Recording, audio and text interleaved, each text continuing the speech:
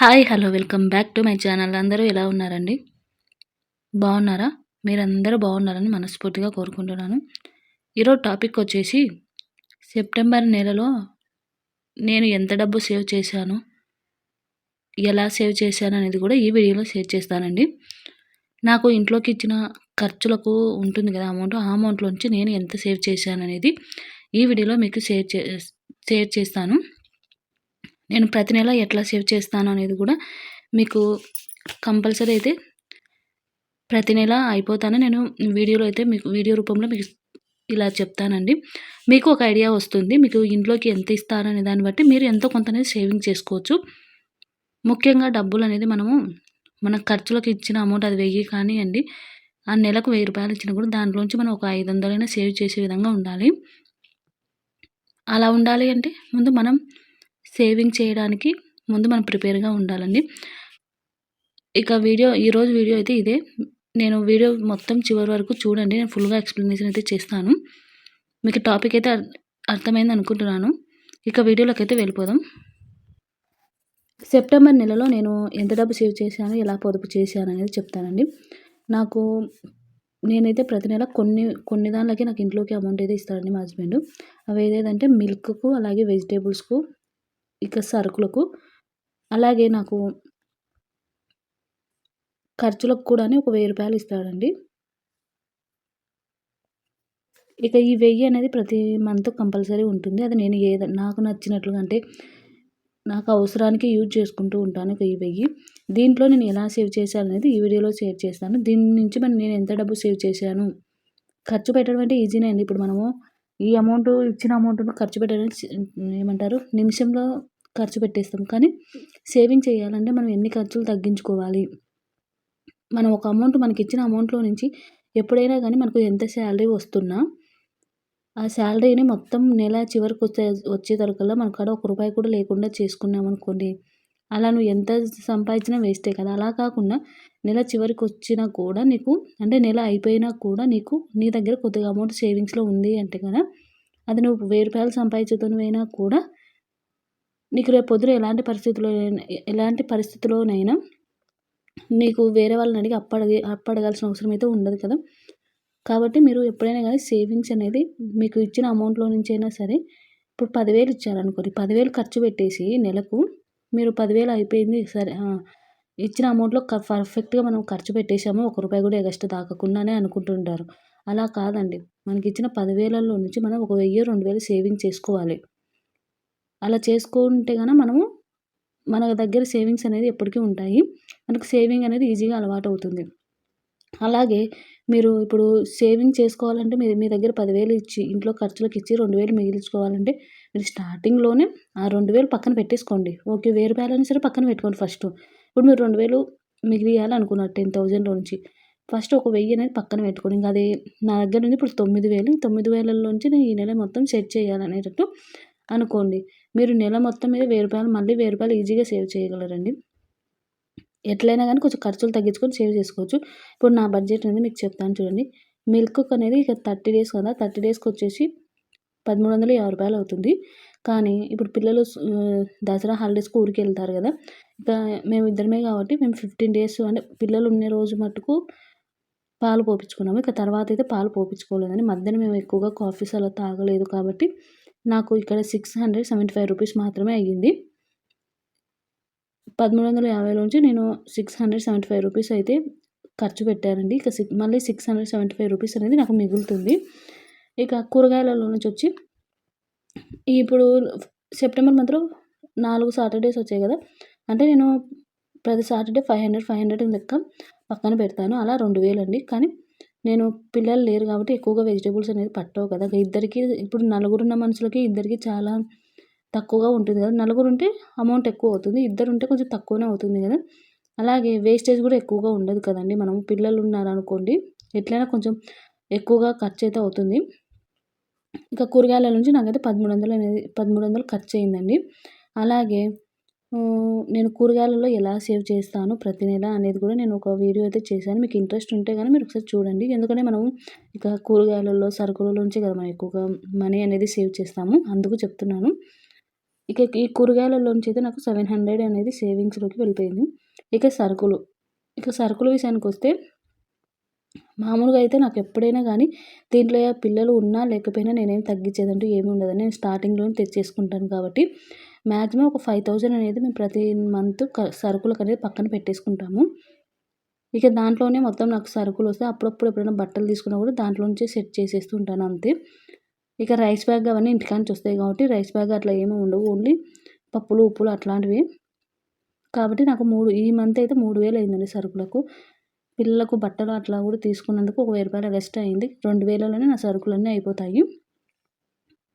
కాబట్టి ఇక 3000 అనేది అయిపోయింది. దీంట్లో 2000 అనేది నేను సేవింగ్స్ చేసేసాను.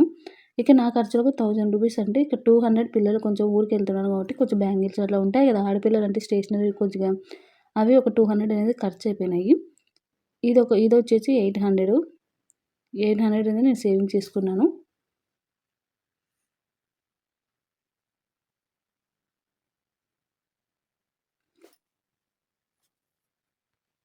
సారీ అండి. ఇది 800 కాదు. అంటే 200 కాదు నేను సేవింగ్ చేసినది. ఒక శారీ కూడా తీసుకున్నాను. అది 400 పెట్టేసి.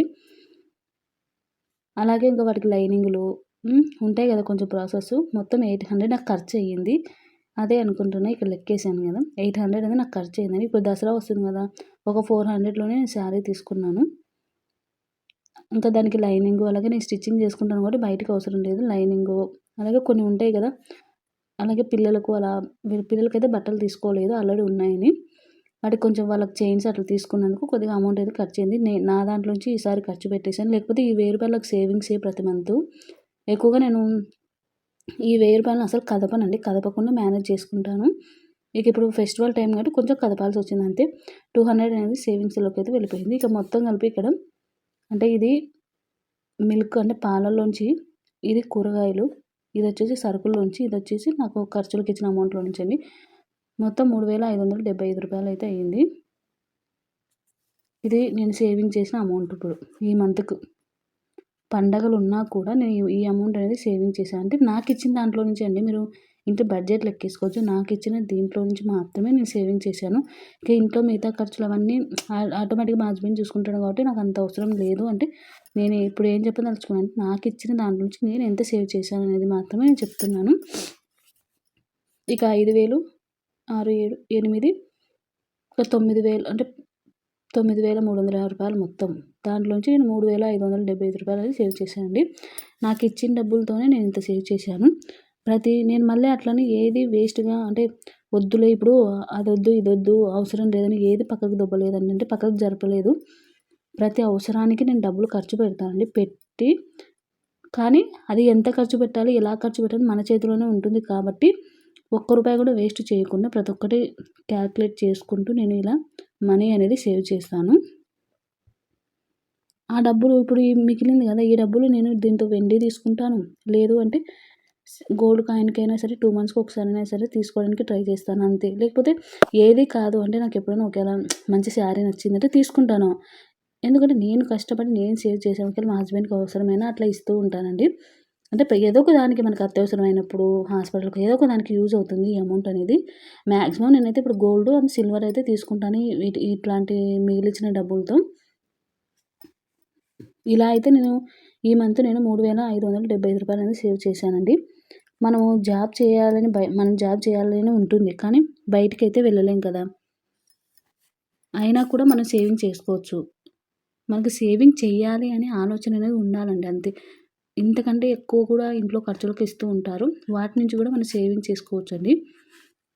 ప్రతి ఒక్క రూపాయిను మనం సంపాదించాల్సిన అవసరం లేదండి. మన దగ్గర ఉన్న అమౌంట్‌లో నుంచి మనం సేవింగ్ చేసినా అది సంపాదించినట్టే కదా! ఇంట్లోకి మనకిచ్చే ప్రతి ఒక్క రూపాయిని చాలా జాగ్రత్తగా ఒక్కొక్క రూపాయి చూసుకొని ఖర్చు పెట్టుకోవాలండి. అలా ఖర్చు పెట్టుకుంటేనే మనం సేవింగ్స్ అనేది చేయగలం. చాలామంది ఏమనుకుంటారంటే తినక ఎందుకు పొదుపు చేయాలి? ఎందుకు సేవ్ చేయాలి? ఉన్నది ఒకటే కదా జీవితము. హ్యాపీగా అంటే తినక అంటే ఒక పూట తిని, ఒక పూట తినకుండా అంటూ ఎవ్వరు ఉండరండి ఇప్పుడు. కానీ మనం ఏది తినాలి? ఏది తినకూడదు? ఇప్పుడు ఒకరోజు మార్నింగ్ టిఫిన్ బయట తెచ్చుకొని బిర్యానీలు నైట్‌కి అన్నీ తెచ్చుకుంటే ఎంత ఖర్చవుతుంది? అలా మీరు 1 వీక్‌కి ఒకసారో లేకపోతే మంత్‌కి ఒకసారి అట్లా బయటికెళ్ళి తినేసొచ్చినా సరిపోతుంది. తినకుండా ఇప్పట్లో ఎవ్వరు అనేది మనీ అనేది సేవ్ చేయరండి. మనకు ఎంత అవసరం అనేది చూసుకొని మాత్రమే ఖర్చు పెట్టుకోవాలి. వేస్ట్ ఖర్చులను తగ్గించుకుంటూ సేవ్ చేసుకోవాలి. ఇది చాలామంది పిసినారితనం అనుకుంటారు. కానీ పిసినారితనం కాదు. ఇలా ప్లాన్ చేసుకుంటేనే మనం మనీ అనేది సేవ్ చేసుకొని మనం గోల్డ్ మీదనో, లేకపోతే సిల్వర్ మీదనో, లేకపోతే పిల్లల ఫీజులకు ఏదో ఒక దానికి మనం ఖర్చు పెట్టొచ్చండి ఈ అమౌంట్‌ననేది. ఇలా సేవ్ చేసిన డబ్బులతో మీకేదైనా అవసరం ఉంటే వాడుకోవచ్చు. అంటే పిల్లలకి ఫీజులు గానీ, లేకపోతే మీకు ఏదైనా గానీ. అలా లేదంటే గనుక గోల్డ్, సిల్వర్ కొన్నారనుకోండి. ఇప్పుడు గోల్డ్, సిల్వర్ కొంటే మీకు ఇప్పుడు పెట్టి 3500 అంటే మీరు వెండి కొన్నారనుకోండి. రేపు పొద్దున భవిష్యత్తులో మీకు ప్రాఫిట్ అనేది కంపల్సరీ ఉంటుందండి. ఈ అమౌంట్ అయితే మనం గోల్డ్ అయితే కొనలేం కదా! ఒకవేళ 2 మంత్స్‌కి ఒకసారి కలిపిన గోల్డ్ అనేది తీసుకోవచ్చు. ఎవరి ఆదాయానికి తగ్గట్టు డబ్బులనేది ఖచ్చితంగా దాచుకోవాలండి. మీరు ఎంతైనా శాలరీ రానివ్వండి. శాలరీ వచ్చిన దాంట్లో లేకపోతే మీకు ఇంట్లోకిచ్చిన అమౌంట్ ఉంది గదా! ఆ అమౌంట్‌లో నుంచి అయినా సరే ఫస్ట్ సేవింగ్స్ అనేది పక్కన పెట్టుకోవాలండి. 20% సేవింగ్స్ అనేది చేయాలి శాలరీలో నుంచి అయితే గన. ఒకేళ మీకు ఇప్పుడు నేను ఇలా ఇంట్లో ఖర్చులకనుకోండి. ఇప్పుడు మీకు 1000 ఇచ్చినా 200 సేవ్ చేసినా చాలండి. అంటే ఇంట్లో ఖర్చులన్నీ అంటే 1000కి ఉన్న ఖర్చులని నేను చెప్పేదండి. కూరగాయలకి ఇస్తారా? లేకపోతే ఏ దానికైనా గాని మీకిచ్చిన 1000 నుంచి మీరు 200 సేవ్ చేసుకోవాలి. ఇంకా సేవ్ చేసుకుంటే మీకు మీ మైండ్ చాలా ఫాస్ట్‌గా ఆలోచిస్తుందని అర్థం అండి సేవింగ్స్ రూపంలో. సేవింగ్స్ అనేది చాలా ఇంపార్టెంట్ అనేది. ప్రతి ఒక్క రూపాయిని మనం సంపాదించకపోయినా ఇంట్లో ఉండి మనం సేవ్ చేసుకోవచ్చండి. నేనైతే ఈ మంత్ రూ. 3575 అయితే సేవ్ చేశా అండి.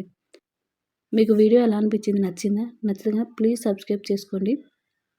అలాగే లైక్ చేసి షేర్ చేయండి మీ ఫ్రెండ్స్ అండ్ ఫ్యామిలీకి తప్పకుండా. ఏమైనా డౌట్స్ ఉంటే కామెంట్‌లో కామెంట్ చేయండి. Thank you.